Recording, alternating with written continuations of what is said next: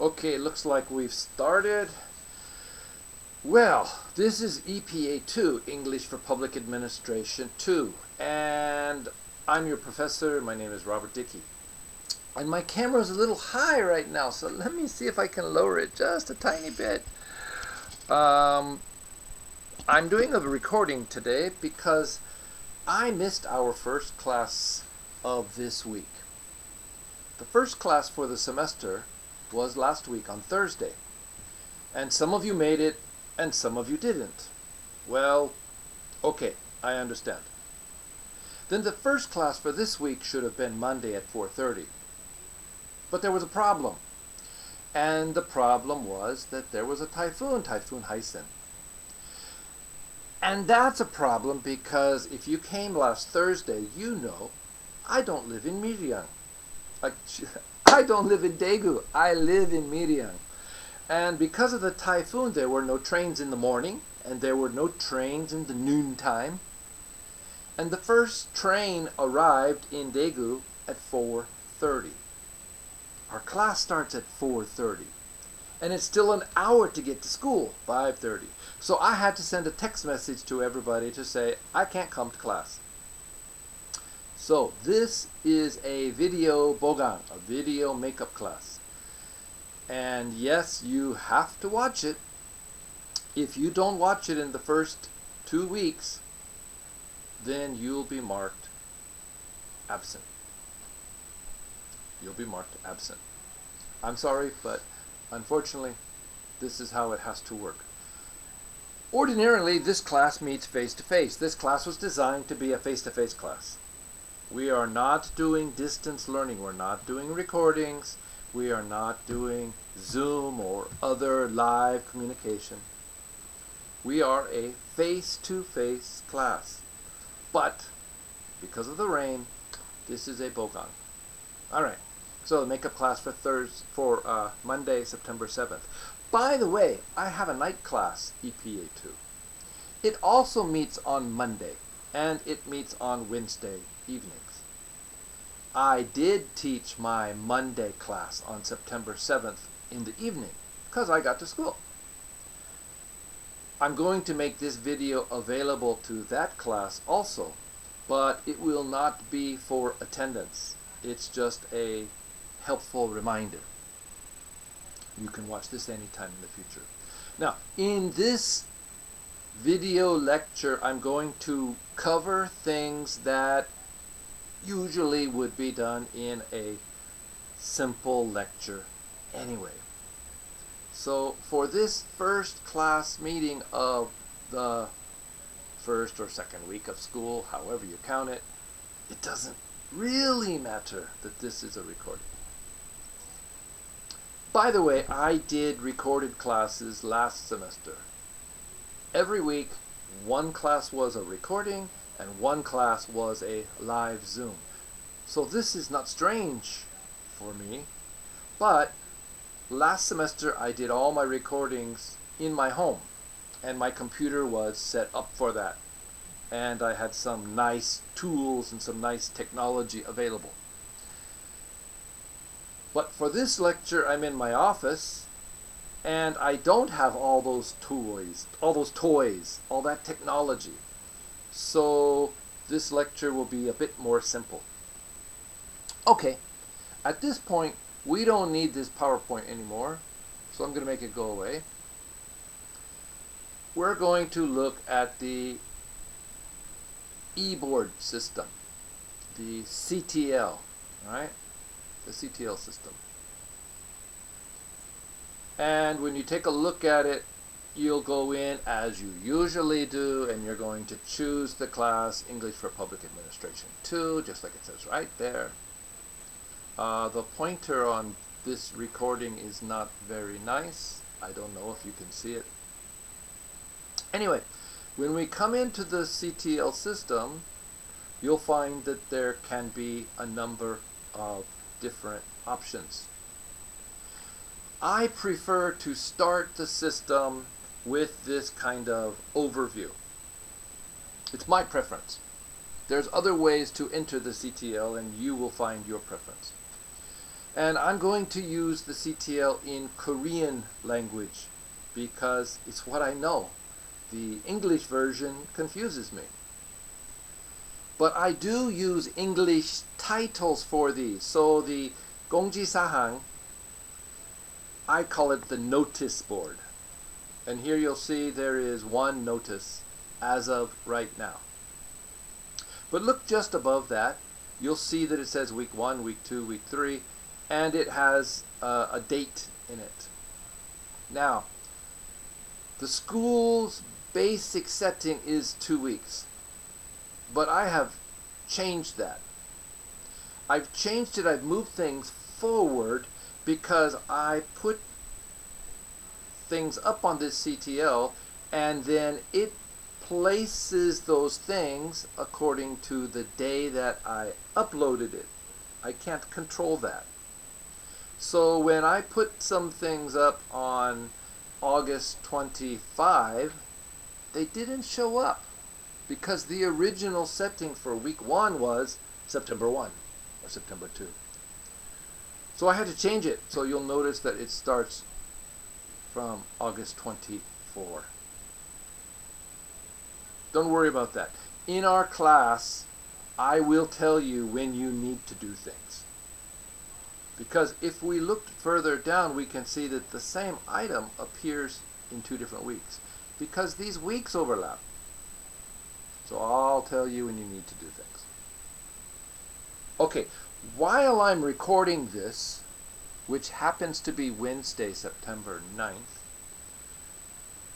in my office, we can see that there's already one video up here. This video is optional. You don't have to watch it. I made it last semester. It's just a quick introduction. Why do I live in Miryang? I don't live in Daegu. Actually, I don't care for Daegu as a place to live. But there's more reasons than that. My wife is from Miryang. She's a Miryang Bakshi. And her mother lives just down the street from us. And my wife works at what is now called Busan National University Miryang campus. But originally it was Miryang University. But it merged with Busan University. So, in fact, right now she got transferred to the Busan campus and she's commuting every day. But for more than 20 years she has worked in Miryang.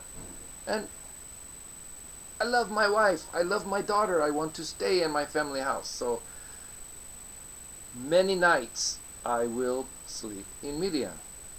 And once this semester gets going, I will get a small one-room apartment near campus so I can stay some evenings because I teach 2 nights a week. But right now I'm commuting every day, and so Monday with a heavy typhoon I couldn't come to school. Alright, so there's a quick introduction to who I am. If you want to watch it, fine. If you don't, that's okay too. We can get into this question area. I don't use it. It's designed for professors to ask questions to students. Maybe students can ask questions by themselves. I'm not sure. I don't use it. If you look all the way to the bottom, the Jayu Geshipan, that is the students' discussion board, you guys can use that if you want. You're welcome. But I don't check it. Because if you want to talk to me, then you should communicate with me directly. And there's 2 ways you can do that. Whoops. Let's just move this here. You can send me a text message. And this is in the Kangi Geihekso, the syllabus. 010-2272-0968. That's my cell phone number. You can send me a text message. You can call me. Sometimes I'm busy, I don't answer the phone. Please do not call me or text me after 10 p.m. That's late. My wife gets angry. If you call me or text me before 7 a.m., I probably won't pick it up. I usually don't get out of bed until almost 7. And then I take a shower. And then I... So, really, I'm probably not going to answer the phone before about 9. 9 a.m. to 10 p.m. is a long time. Okay, you can send me a text message. I'll get to it when I get to it. Or you can send me a Kakao. And I'm at Kakao on Robert J. Dickey. I think that's right. Maybe it's R.J. Dickey. I always forget. Anyway, or you can look me up on the cell phone number. And of course, you can send me an email. And the best place to send email is probably rjdickey@kmu.ac.kr. There's no problem with you contacting me, all right? I'm happy if students contact me to ask questions. There's no bonus points, but it's no problem if you contact me because you have questions, all right? That's fine. That's no problem. That's easy. Let's get rid of that, or at least get it out of the way.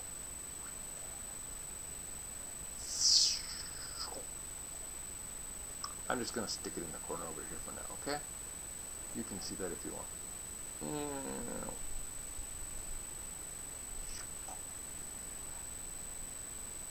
That's good enough. All right. So you're welcome to use the Jayu Geshipan if you want, but I don't check there, so send me a message if you need to ask me something. So then we get into the main part, the part that I use for all your information. Remember, in EPA2, there is no textbook. That means everything that I want you to know, I will either say in class or I will put up on the e-board. I might put it in the notice section to make it easy to find, but most of the time, it's right here in the 학습 자료실, or as I call it, the e-board.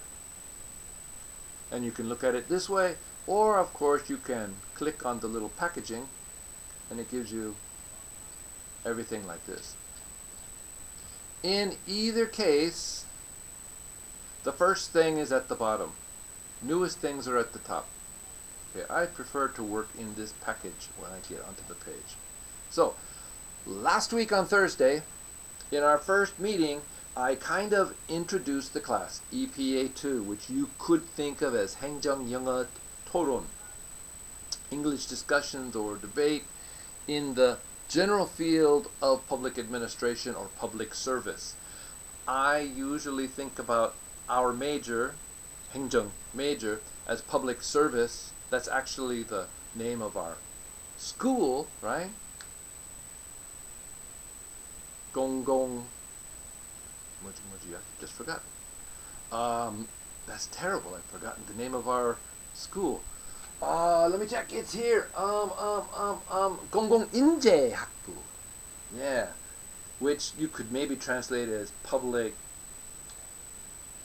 personal skills, personal development or something. But we usually call it public services.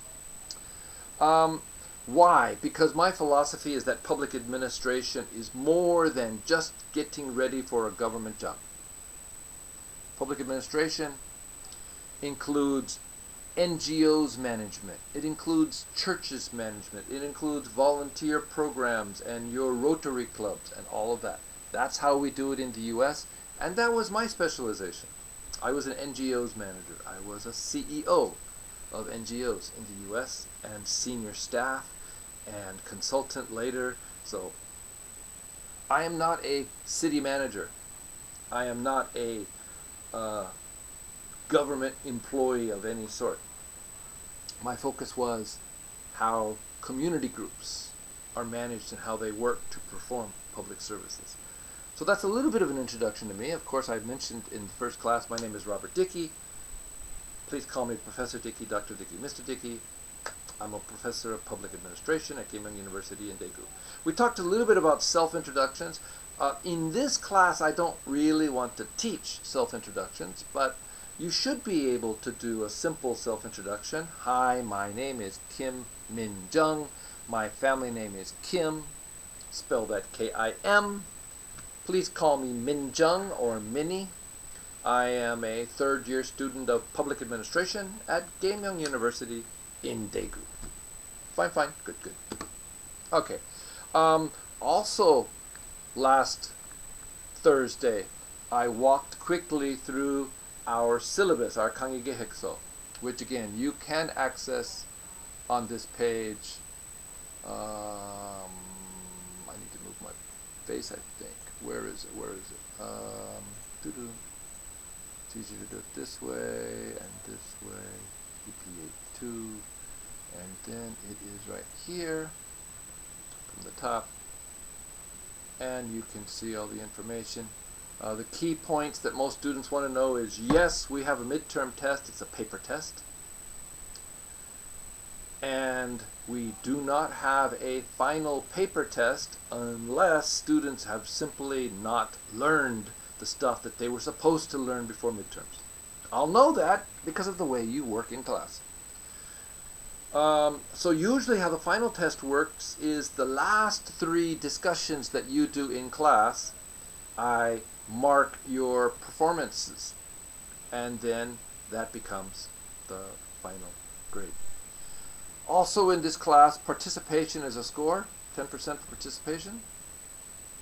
Your class, your presentation, which is basically class presentation, because every class you'll have a discussion, not a one-person presentation, but a group or team or one-to-one discussion. Did you prepare for that? I'm going to look in your notebooks for that. And how did you do in class? Now, most of that comes after the midterm. All right? I don't want to penalize you before the midterm because you don't do things at high skill that I haven't taught you yet. That's not fair. So I generally don't score that part. Kwaje, homework, assignments, you will have assignments. Midterm test score, the final score as I mentioned. Now, there are notes below here, talks about it. You do have to make a notebook, you do have to prepare for a class. I'll talk about that more in a couple of minutes. But let's go back to the e-board.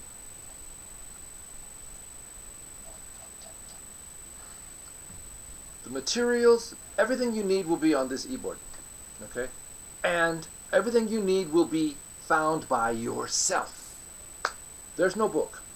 You cannot open page 13 and go, aha, this is my side. Oh, my partner, you're on page 14. You have your side, okay. Nope. Class doesn't work that way. You are responsible to find the information you need so you can talk. And in my lectures, I call them mini lectures because hopefully they run 15 or 20 minutes. All right? A simple mini lecture that teaches you the things you need to know, and you're going to take notes because you want to know that. You want to do it right. That's your materials. The things you find, the things I tell you. We're on the e-board right now, and we do self-introduction. So once again, my name is Robert Dickey. My family name is Dickey, spelled that D-I-C-K-E-Y. In high school, my friends called me Dicky Mouse. My first name is Robert or Rob. You can call me Professor Dickey, Dr. Dickey, Mr. Dickey, Sir. Nah, you don't have to call me Sir. I am a professor of public administration at Gimyang University in Daegu. And that's all you'll do. My name is Kim Min Jung. My family name is Kim, spell that K-I-M. If your name is easy, everyone knows how to spell your name, you don't need to spell it. Please call me Min Jung or Minnie. I'm a 3rd year student of public administration at Gimyang University in Daegu. That's enough. Don't talk about your hobbies. Don't tell me how old you are. These are the kinds of things that maybe somebody will ask. English is not a long soge language. Okay? We don't do long introductions. We do short introductions, and then that invites people to ask questions. Okay? So conversation can be built around questions. Not, inspection questions, but friendly questions. Oh, really? What do you like to do in your free time? Oh, I enjoy... Okay. So that was the first meeting we did. Introduction to EPA content in English. This is one of the things I'm going to talk about. All right? I'm going to do that in a couple of minutes. Before we do that, I want to point to this topic number 1, smoking on campus. Now, actually, I'm going to do that section in the Wednesday class, the Thursday class, September 10. So most probably you've already been to that class before you see this video. All right, but I want to pop through the real quickly. I cannot speak today, and my light is getting dimmer. So let me see if I can increase the light here. I know I'm getting really close to this camera. Sorry, the way they set it up, the light is in the back. That's a little bit brighter. Maybe that'll be better. Hardly a little bit, maybe, sorta. Okay. What can we do with this topic? The topic is smoking on campus. Well, the first thing we need to do is to think about these key words. First of all, what is smoking? Okay, we don't mean a fire that's almost dead. That's not what we're talking about. Smoking, we're probably talking about cigarettes, right? How about a pipe tobacco? You know, like old Korean man smoking a pipe. How about a cigar? A cigar, you know, the kind of fat cigarette. How about e-cigarette? 전자담배, electronic cigarette. Is it smoking? Now, hint. Some people will say yes, and some people will say no. All right, there's disagreements. What about smokeless tobacco? You know, the kind of tobacco that people put inside the rock and, you know, they spit because it gives them the flavor of tobacco, but they don't. Maybe they chew it, or maybe it just sits in their mouth, but it doesn't light. Is it smoking? Okay. And then, if we talk about campus, where's a campus?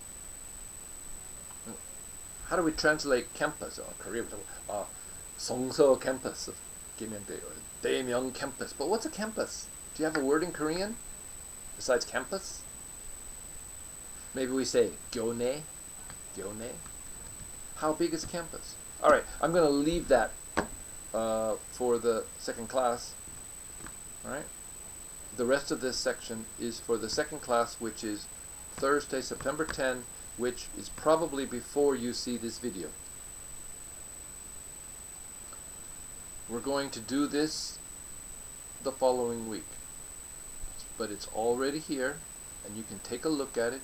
It's a good idea, just like in all your classes, it's a good idea to look ahead, to preview a lesson, to spend 5 or 10 minutes thinking about what is the professor going to talk about in class. Because if you have previewed the material, then many things that the professor says won't be strange. What did he say? What was that word? Oh, I read it already, so when he said it, I got it. I understood it. All right? When he said it, I understood it. I got it. So that's a reason why you want to preview or look ahead. All right? You can see there's a star chart here, and it shows you the second topic. It's going to be about a driver's license. Okay? This is all the same thing that I did in the Monday night class when I was previewing what's coming. All right? So that's nothing strange. Let's go to this part here, introduction to content and English. Now again, this part, I have to check my calendar so I'm not confused. I juggle the day class and the night class because the times are different. Night class on Monday is only 45 minutes. Night class on Wednesday, which I'm coming to, is 90 minutes. So we can do more in the daytime class on Monday than we can in the nighttime class on Monday. We can do more in the night class on Wednesday, because it's longer, than we can in the Thursday day class. So they don't match exactly.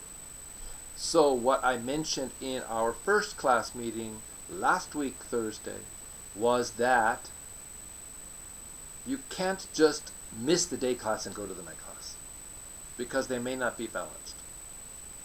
Okay, so on Thursday, one of the things that I told you you need to do is to build a list of future topics for class. What do you want to talk about in class? Now again, I'm going to do this in our Thursday morning class. But your homework basically for next week, Monday, and you can see it when you look at Smoking on Campus. One of your 2 assignments is to think about 10 different topics that you would like to do in our class. So, for example, our first topic will be, for your Thursday class, smoking on campus. And our second topic, because I need to give us some topics, will be a driver's license. Those are topics, wide areas of discussion. Then we can narrow the topic, but a wide general list. So your job before next week Monday will be to produce a list in your notebook of 10 different topics that you think you would like to talk about. And we'll bring all the students into class, and we'll all start working on the ideas, and we'll come up with a list. All right. Hold on a second. I need to check something. See if I can pop it up here. It says that right now our recording is about 25 minutes, and that's fine. Now officially, this is a 75-minute class that we missed on Monday, September 7th. School rules say we should run about 50 minutes, 50, for a video recording to make up a class. It's the very first classes in the semester, and we're often a little bit short and a little bit jumpy. In our case here, I am both doing the Monday that I did in my night group, but also I have to do a little bit of the Wednesday night class, which is longer. At this moment, I have probably confused you. Don't worry. The reason that I probably confused you is because I'm talking about a lot of different things. My style of teaching is different than many other professors. I'm weird, I'm strange, I'm different. That's probably confusing. I'm using English, which maybe you're out of practice. And that's difficult, and that's strange, and that's confusing. Please know this. When something is very important, I will slow down. When something is very important, I will say it again. Okay? It's important, I will say it again. When something is important, I will write it on the chalkboard. Or if it's a recorded class, on a memo pad or drawing pad or something like that. All right? I will give you that information. So don't worry about that part. Okay? I can draw on the recording if I need to. So let's take a look at this introduction to EPA2. In this course, EPA2, just like in my EPA1 course and just like in my EPA3 course, class, Kwamok, one of our objectives, one of our targets, one of our goals in my class is to improve our speaking skills and to improve our confidence in speaking. In EPA2, in every class, I expect you to talk a lot. You cannot just listen in my class. During the mini lectures, during this lecture, yeah, you're just listening. But in ordinary class, you will spend at least part of the class talking in a group, maybe half a class versus half a class. Maybe all class, what's your ideas, what's your ideas, what's your ideas. Maybe in small groups of 3 or 4 people and 3 or 4 people and 3 or 4 people and 3 or 4 people. Maybe 1-to-1. You gotta talk. You talk to improve your speaking. You talk to improve your partner's listening. Okay? So, part of our job is to improve our speaking skills and to improve our confidence in speaking. Another part of this class is to increase or raise awareness of issues in the public service. Raise awareness. Awareness means, I know about that. I heard about that. I'm not maybe an expert, but at least I have an idea, something about that. Okay, so how do we fit these together, English speaking and awareness? Well, this is the concept behind content-based instruction, which is kind of my professional expertise. When it comes to teaching, how do we blend or mix language plus content, something important to talk about, right? So we're going to take a look at a couple files and see what we'll be doing.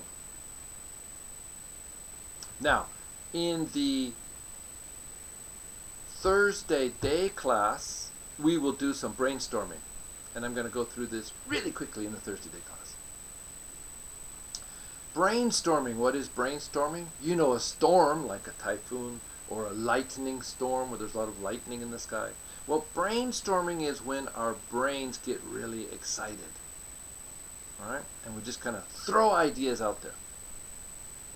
And I'm giving you the chance to prepare for your brainstorming by writing down 10 topics that you think you'd like to do in the future. Future class. Let's talk about sexy girls in bikinis. And maybe the girls don't like that topic. But because you said sexy girls in bikinis, she said, I want to talk about sexy boys. I want to talk about BTS. Okay, well, my idea, sexy girl in bikini, made her idea. Made her think about something different. Sexy boys. BTS. So the idea of brainstorming is that our brain is a little bit out of control. We don't try to be good manners. We don't try to do everything fine. We talk without control. We just put ideas out there and see what happens. Later, we can decide it's a good idea or a bad idea. But in the beginning, during brainstorming, there are no bad ideas. Every idea is a good idea because your foolish idea, maybe foolish, made somebody else think about something that's a really good idea. So more ideas is important. Not just it has to be a good idea or I don't talk. No, the more ideas, the more excitement, the more out of control, the more good things can happen. We'll clean up the mess later. First, let's just go. Rock and roll. Get it done. All right. So that brainstorming is what we're going to do in the Thursday class, and I'll review this again, but that's really important. All right, so there's 2 key things here. First is a picture, and it's very simple. I shouldn't need to download that. I have it on my computer. Let's go to my Dropbox. Academic. Now, usually when I'm really prepared to do this, everything's organized on my home computer, but I'm not on my home computer and everything is a mess. Classes, 2002. EPA2, EPA3. Please tell me that it's in here. Yes. No.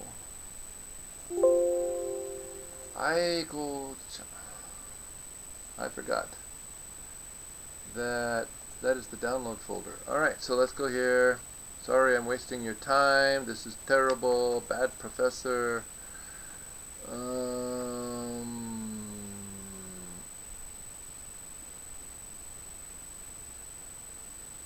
we're going to need that one, but not yet. What we need is the other one. Hang on a second. Shrink you. Shrink you. Language. It's under L. There we go. That's the one we want for now. All right. Now, some things to notice in this.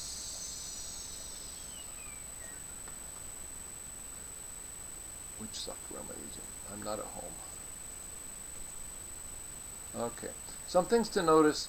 First of all, I want you to notice that at the bottom of this picture is where I got this and the date that I got it. See, it's quite old. You should pay respect. If somebody has a good idea and you want to use it, say so. Tell me where you got it. Because otherwise it's a kind of cheating. You're stealing. You're stealing somebody else's idea. And if you do that in academics in a really tough school, your professor's going to give you an F. Right? And if you're having an argument with somebody, if you just say, well, I think, you don't know anything, I don't respect you. But if you say, Dr. Kim Min-sung of Seoul National University said blah, blah, blah. Oh, well, I heard of Dr. Kim Min-sung. He's famous. Maybe I'm going to listen to that. Or, I read it in the Korea Times. Okay, that's a little bit better than just my thinking. So, we want to give credit. We want to say where we found something. Okay, now, in this particular case, we're talking about the relationship of content and language. Content means the thing that we are talking about, reading about, doing in an English class. If you want to talk about Jack and Jill went up the hill to fetch a pail of water, famous child story in America, that's okay, and that's your content.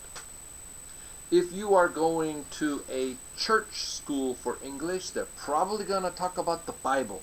They're going to use the Bible to help you learn English. And that's the content. In our class, most of what we do is going to be related to public administration, public service, and so that's our content. So in a normal school setting, you have language classes, and it's called, Communication English. And you all took it as freshmen, right? And an academic English class, you all took it as freshmen. And then you have your subject course. If you are public administration students, in the first year, you took 행정학개론 with Dr. Sung. And that's a hard class. It is. Because it's all new to you. And for all of my Korean students who are in public administration, you were educated in high school. You speak Korean. But that class was really hard. Why was it hard? Well, there was a bunch of strange words. Yeah, words you never heard. Or words you know in Korean, but in public administration, the word means different. And there were ideas that word by word by word you can understand. But when you put the words together, it becomes a new idea in public administration that you didn't know. And that's hard. So subject is subject, and a foreign language class, a foreign language class. But still, in your subject class, there will be words you don't know. And in your language class, you're going to talk about something, even if it's nonsense. This Peter and Judy in an English book, who don't exist, but they are the subject for what you're talking about. All right, that is the normal way that people study. In content-based instruction, which is my theme area, students learn language and subject, or the content matter, the subject matter, simultaneously, at the same time. Oops. Go back. Can we go back, please? No? Start again? All right. Bad boy, what you gonna do? Did you guys know that when I was a young person, I actually played music? Yeah, I was a semi-professional musician. I got paid to play music. I paid a lot, actually. Different software than what I use at home. That's interesting. So it's wasting your time. I apologize. Bad. Alright, so here what we are doing is we're saying, here's an English class and it takes 45 minutes. And here is a public administration class and it takes 45 minutes. We're going to put these two classes together. Make one class. Now, really, that's impossible. That's impossible. And if you look at this picture, you can see that there's some waste. There's some loss. Some of the subject cannot be included because there's just too much. And some of the language cannot be included because there's just too much. But this much overlaps. We can do the language and the subject at the same time. We can learn about public administration with the information coming to us in English because I know that much English. And we can study English at the same time that public administration is coming in because, oh, I already know about that public administration idea. I studied it in Dr. Song's class. Or that idea is not so strange, my brain can handle it. So we can do two things at the same time. And that's my philosophy, that's my approach, that's how I teach, that's the way this class works. So let's make that picture go away.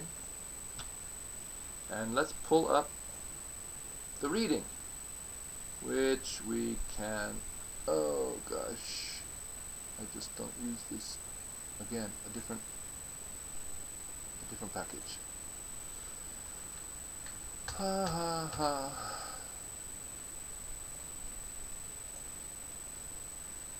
this over here. Now we can read it. So this is our reading. If you were in EPA1, I introduced much of this same information, but there was not a reading. But in EPA2 and EPA3, your language level is higher, so I present it as a reading. Now I'm not going to read the whole thing in class because you can read it. But very quickly, what we're talking about is the idea that we are combining language and ideas.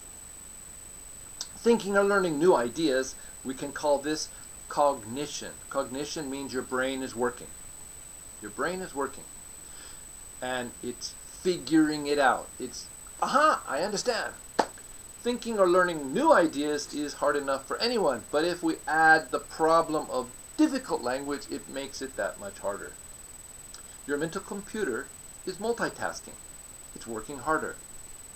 Okay? You're downloading and you're creating a video and you're video chatting with your friend, and the computer is working hard. When the cognitive demand, I need, I want, cognitive demand is increasing. Your mental computer is multitasking, working harder. When teachers combine the learning of new information with the learning of language, we call this content-based instruction, CVI, or content and language integrated learning, CLIL, C-I-L. You may have heard of this somewhere.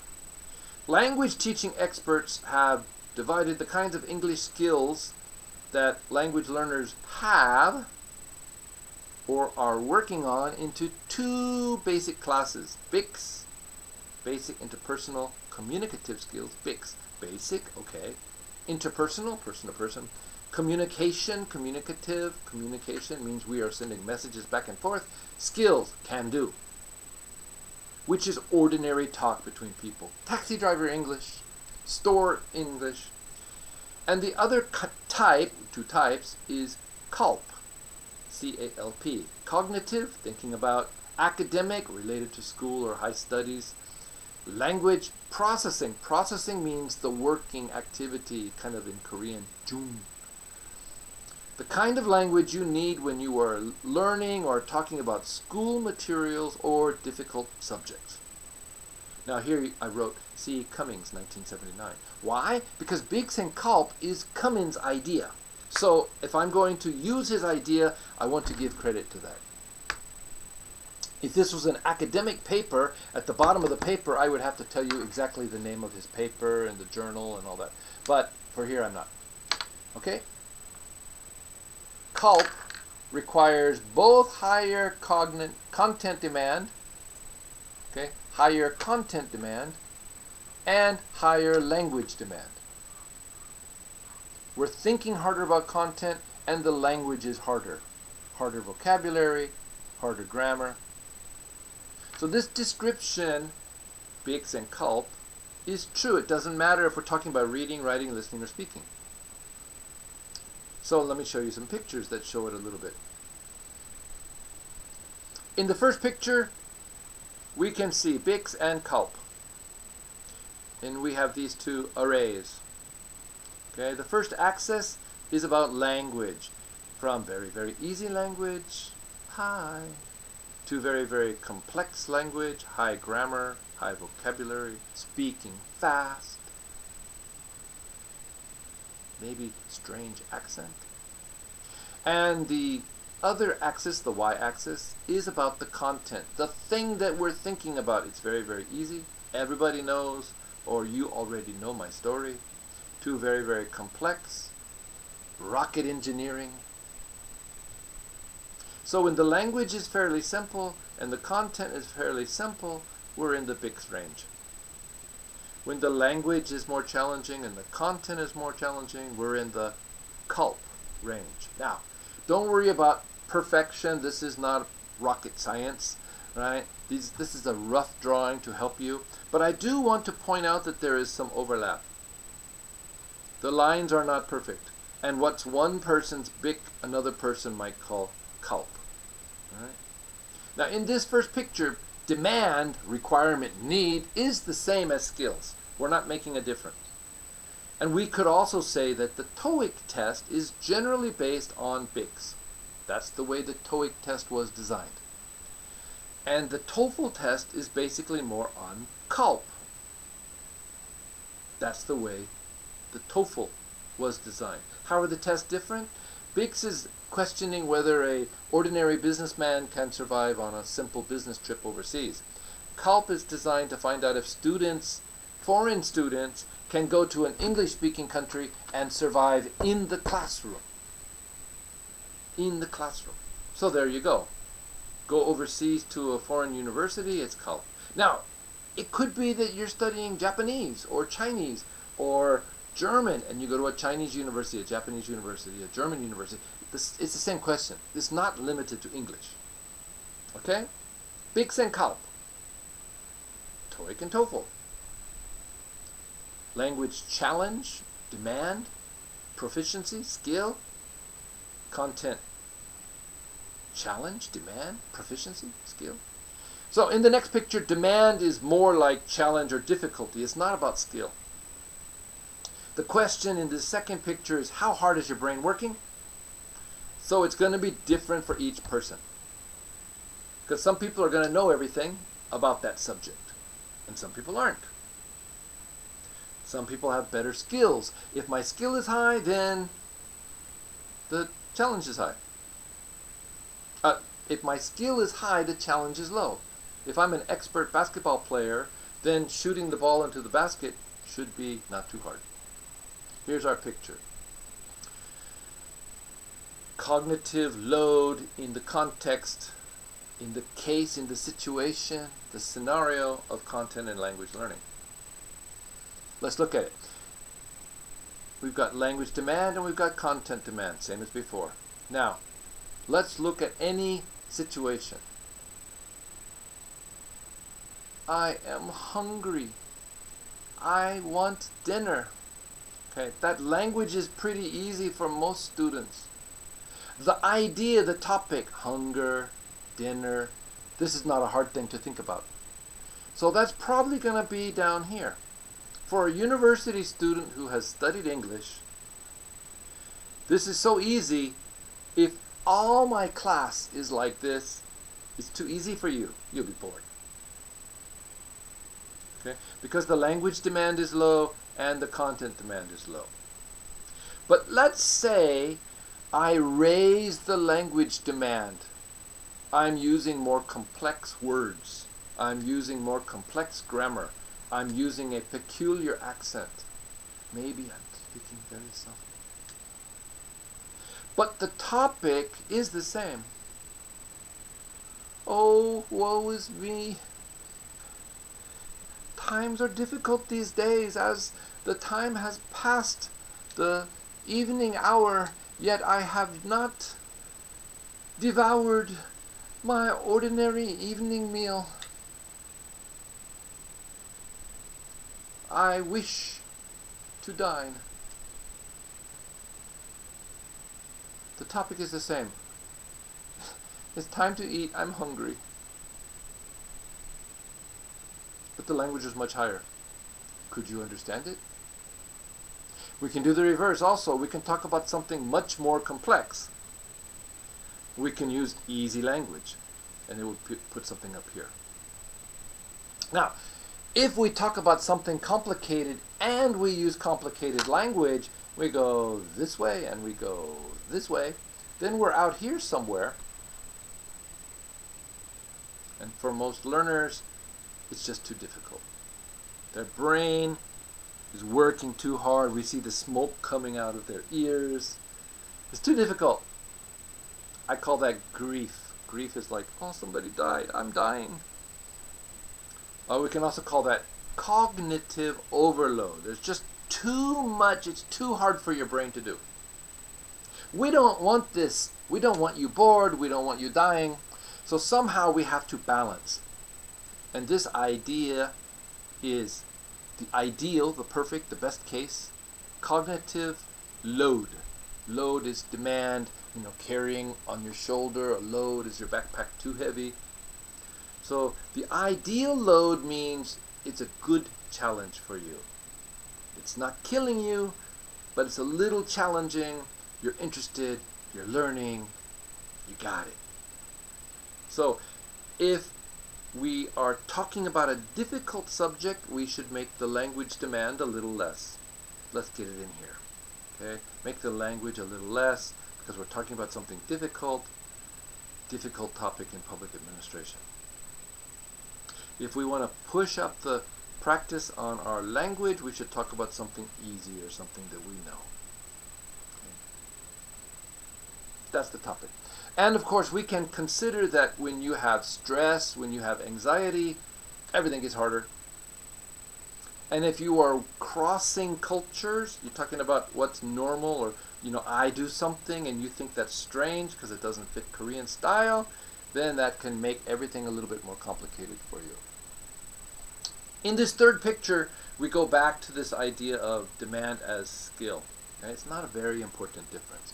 In this picture, we're trying to identify how much content and how much English is desirable in a class. Some letters are put here to help get an idea. So for example, A would mean the language is not too difficult and the subject is really not difficult. R would mean the subject, the content, is quite difficult. The language is moderately difficult, not too difficult. So an N would mean the language is really challenging. The content is somewhat challenging. Oh. Every person is going to feel differently, but professors do try to organize these things, especially if you're taking classes in the American Studies department or in the English Literature department. As soon as you look at Shakespeare, whoosh, the vocabulary is way over here because it's Old English. The grammar is way over here because it's Old English. And some of Shakespeare's topics are pretty easy once you understand the language. But some of Shakespeare's topics are pretty challenging. So Those classes are over here. If you are in the IB and IR programs over in the KAC program, college, Kim Young-Adams College, the International College, then they're teaching things like you will find in an American university. The content's way up here. Some of the classes, the professors will try to keep the language a bit simpler. But in other classes, pooh, UCLA level, T. Good luck, guys. Now here's a question for you. I got four questions, sorry. I'm going to move this just a tiny little bit. Question number one, why is the lowest level of language demand vacant? This area here, there's nothing. Why? If we're talking about content and language, we have to have at least some words. Right? We can't do CLIL with people who speak nothing. Unless you want to change the meaning of CLIL and CBI and say, me,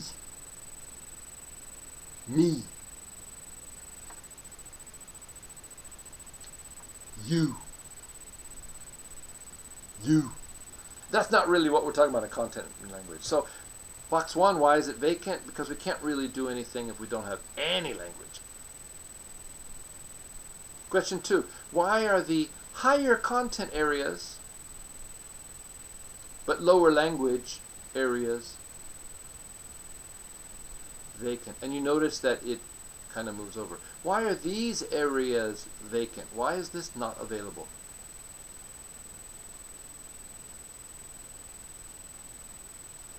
The reason is because as you get to more complex content, we need more complex vocabulary at the least, and maybe we need more complex grammar. So it's simply not possible to talk about content with no language, and the more complex the content, the more language we need. Number three, and we finish this lecture. Have you taken any classes that are more to the right? What were those classes? Where do you think they fit on this chart? This is for you to think of. And number four is basically the same as number three. Have you taken any more to the top classes? What were they and where do they fit? Now, as I said, 행정학개론 is very, very challenging for our freshmen because there's new words, even though it's in Korean. So if I were trying to put 행정학개론 in Korean language for Korean students, I probably would make it an R or an S. But let's talk about classes that were taught in English. Have you studied any here? That's 3 and 4. All right. So what we've done here is we've taken a look at the introduction to content in English. We have introduced very quickly the idea of brainstorming. The day class is going to do that on Thursday. I have just begun to introduce the topic of smoking on campus. What is smoking? What is campus?